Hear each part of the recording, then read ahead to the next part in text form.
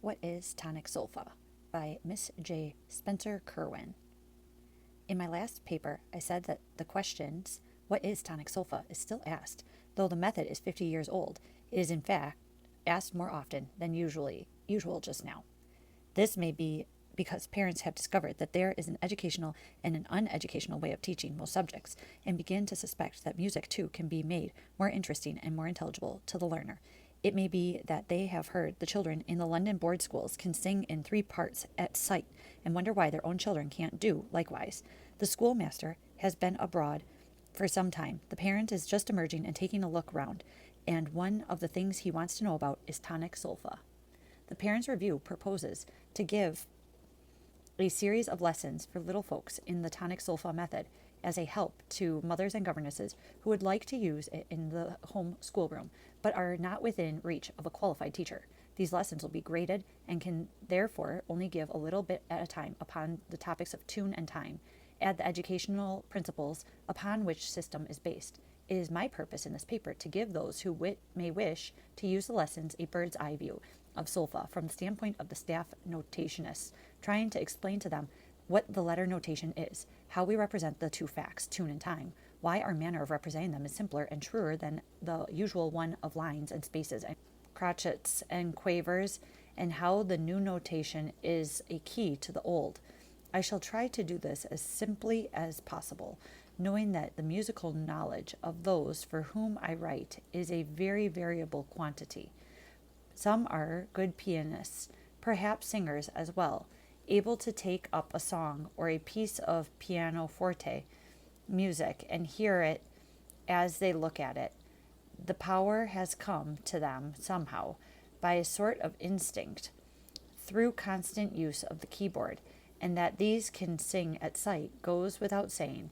They wonder why their own children, or those whom they have to teach, do not seem to possess this instinct. They are out of sympathy with the children who are not musically gifted, and teaching is hard work. Others there are to whom musical notation is almost a sealed book. They know enough to enable them to pick out the notes of a song on the piano, and so learn it by ear from the instrument, but they are never quite sure if the time is right.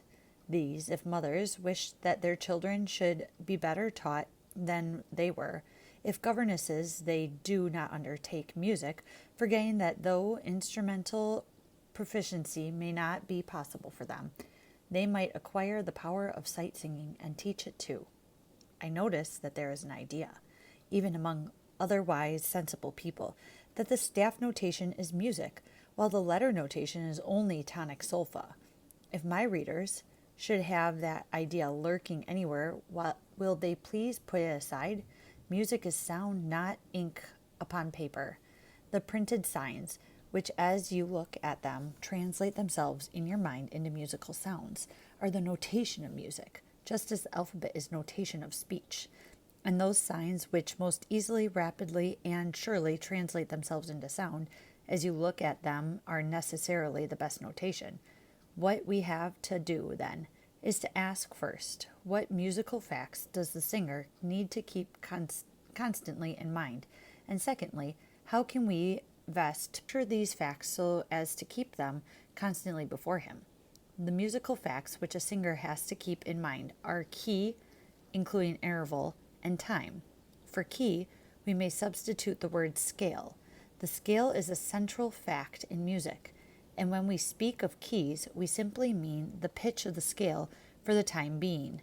Scientific musicians long ago gave prominence to the fact by attaching to the 7 sounds of the scale certain names, the syllables, do, re, mi, fa, sol, la, and si. These, remember, were scale names, not pitch names, and is to say that they belonged to the scale at whatever pitch it was sung, and were not used to indicate any absolute pitch. Let us illustrate. Play the C scale, and then scale E flat, or any other. They sound the same. They are the same. The pitch is different, but the mental effect of each set of sounds is identical. Why is this? Because whenever we begin, the Even sounds always follow each other in the same order, a semitone occurring between the third and fourth degree, and again between the seventh and eighth, all the rest being a full tone apart.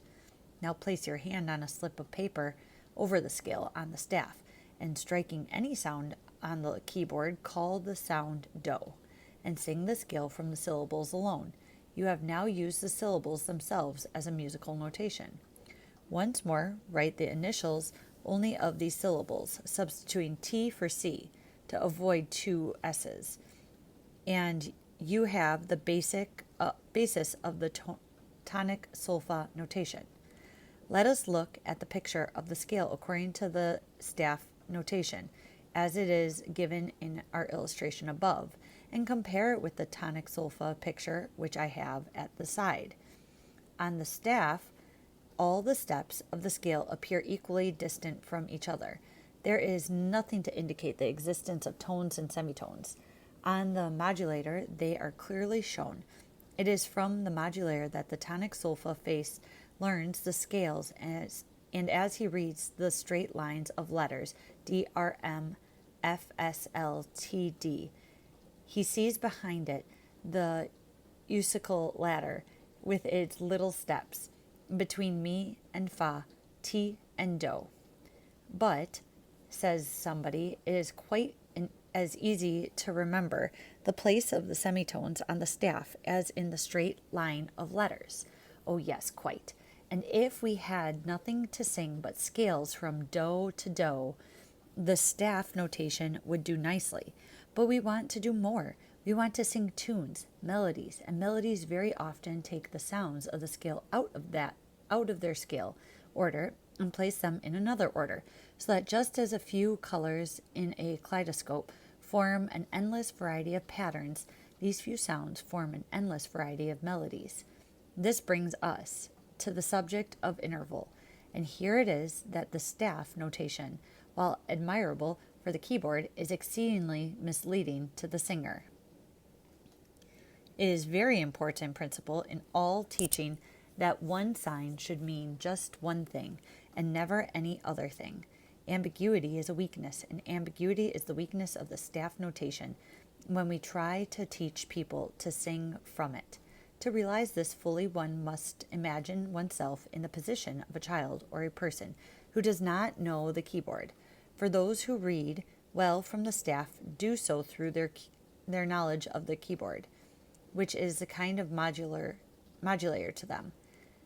Try then to lose sight of the keyboard for a few moments while we examine an interval. For this one, for example. In keys C and G, this is a minor third. In D, A, and E, it is a major third. In B and F sharp, it is again a minor third. In F and B flat, it is a minor third. In E flat, A flat, and B flat, it is a minor third. In G flat, it is a minor third. Or this, which in all keys except C and C sharp is a perfect fourth, but in those two is an augmented fourth, the tritone, a rather difficult interval to sing. This ambiguity meets us at every step, as each interval on the staff is liable to modification by the key signature, and therefore it is always possible to sing them half a tone wrong. If we consider the difficulty of teaching a child in the first place to distinguish between major and minor intervals, and then to understand and remember the modifications in the various keys, it is no wonder that we shrink from the task and let them sing by ear. How does tonic solfa deal with the question of interval? Well, we do not teach by interval at all. Our pupils sing intervals, major and minor, and diminished and augmented with ease and certainty, and as unconsciously as the man who talked prose all his life without knowing it. And I will tell you how they do it. I said a little way back that the mental effect of the scale as a whole is the same at whatever pitch we may sing it. Mr. Kerwin discovered something more. He had found that each individual sound of the scale had, in relation to the keynote, a mental effect peculiarly its own, a character sufficiently defined to enable us to recognize it when we hear it, or to call it up when we see its name. Our little singers do not know whether the interval from do to fa or from mi to la is a fourth or a 14th, but having got hold of their keynote, they sing fa because they know fa personally, la because its character is distinct from that of the other scale sounds. They do not count up the degrees from the keynote or from one note to another. If they did, they would fall into semitone traps and come to grief among major and minor intervals. I heard this quaintly put the other day. You are introduced to a family and learn to know them by name and general characteristics. Each time you meet them, you do not need to place them in a row and say 1, 2, 3, 4. That's Tommy. 1, 2, 3, 4, 5, 6, 7. That's the baby.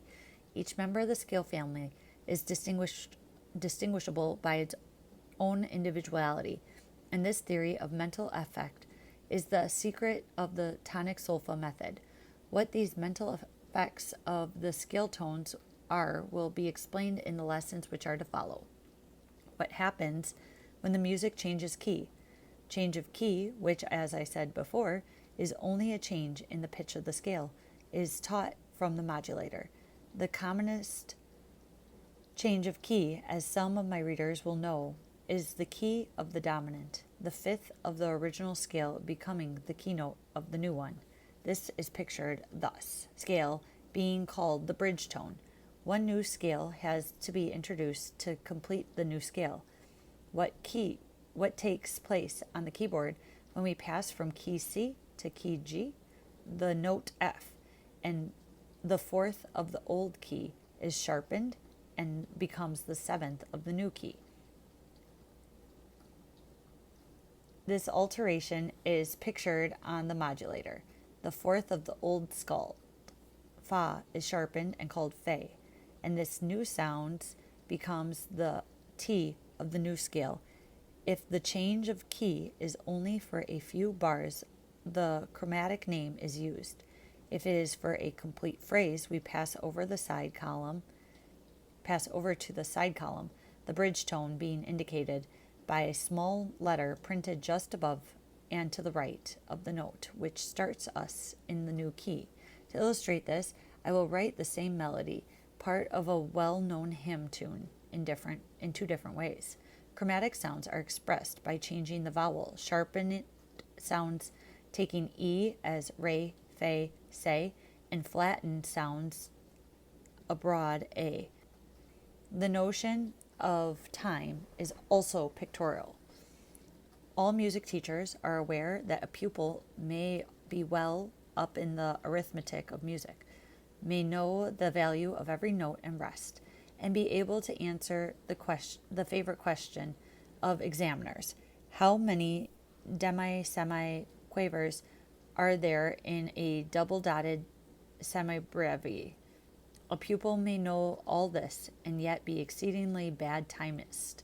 The sole-faced does not learn time arithmetically. His ear is trained to an appreciation of accent and rhythm before he is shown the signs of these things, and every division of a beat is studied separately. When he comes to reading time, he has not to remember for how many beats or pulses he must hold a note of a certain shape, for the time is measured out for him, pulse by pulse. Every pulse is a given time, being the same size, every bar or measure, as we call it, occupying the same space, and strong and weak accents being clearly marked, the strong accent by an upright line, as on the staff, and each weak accent by 2 dots, like a colon. So much for the notation. This method I cannot enter upon in a short paper, but a few of its principles may be enumerated. Time and tune are taught separately, the elemental before the compound. The thing is always taught before the sign, and when the thing is apprehended, a distinct sign and a distinct name are attached to it. The common is taught before the uncommon. Each step rises out of that which comes before and leads up to that which comes after. At every step, the understanding is called in to assist the skill, for theory helps practice. There is a constant appeal for the ear. One other point remains. Is the letter notation a help to the staff? Yes, because the facts of music remain unchanged. And when these are mastered by means of the simple notation, the singer has only to learn a set of new signs for fact which he already knows. People who oppose tonic solfa, and you will often find that they are people who do not know anything about it, are fond of saying, "What's the use of teaching children tonic solfa when they will have to begin all over again when they want to learn the staff?" But this is not so. A student of German may choose to begin by using English letters. When he has made some progress with the language, an hour's study of the German alphabet will enable him to read from the Gothic characters. He is not obliged to learn German all over again, but only to accustom his eyes to a set of new signs for the old sounds. A class of children who are well up on the tonic solfa will, after a 10-minute lesson on the staff, sing an ordinary hymn tune in any key from the staff, and that too without falling into any semitone traps.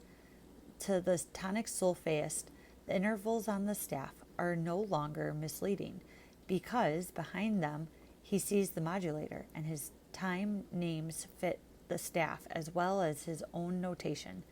So it comes to pass that hundreds of tonic solfaists are every year absorbed into ordinary choral societies, where they make the most reliable readers, as conductors testify.